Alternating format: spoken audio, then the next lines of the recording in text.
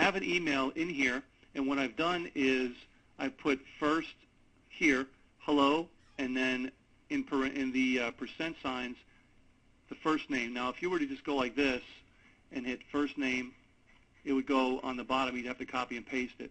Now, this is from an older email I had, so it's very important that you make exactly what it says here over here, otherwise it will not pull that information. So you want to make sure that you have all that information correct. Okay, so you will put in here, and even capitalize as well too. Okay.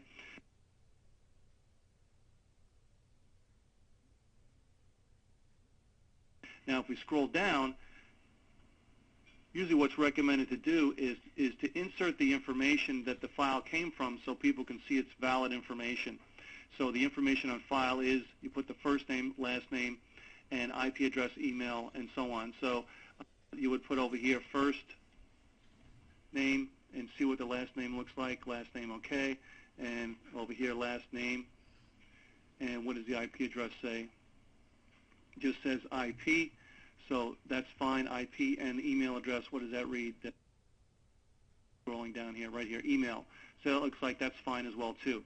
And then I'm going over here and making sure that's correct. So what this is doing is it's saying hello first name, I purchased a double opt-in list, and so on.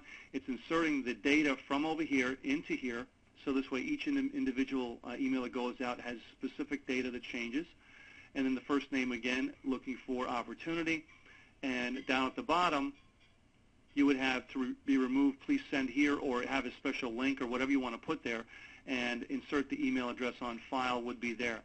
So again, you can customize any of these fields that is the first line on the imported data that you put in, and you can customize really the outgoing email as much as you want with all of the basic data. So it's very important, if you want to do that you would take your list before you import it into the mailer and make sure that the first line of data on all of the fields has the appropriate name on the top, so when you import them, they'll come over here. Then when you're ready to go, you just hit the send button, and it starts to process the emails.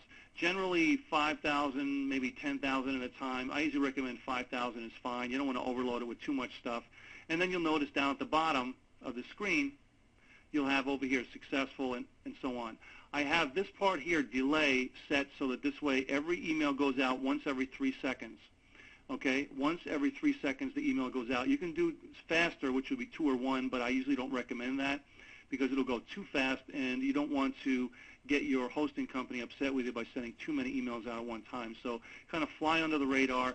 Don't get them upset. Even though you're sending compliant information here, you don't want to get them upset with utilizing their server too much, because this will really go fast. So once every 3 seconds is about 20,000 a day. So let me close the mailer. That'll terminate whatever's running here, over here.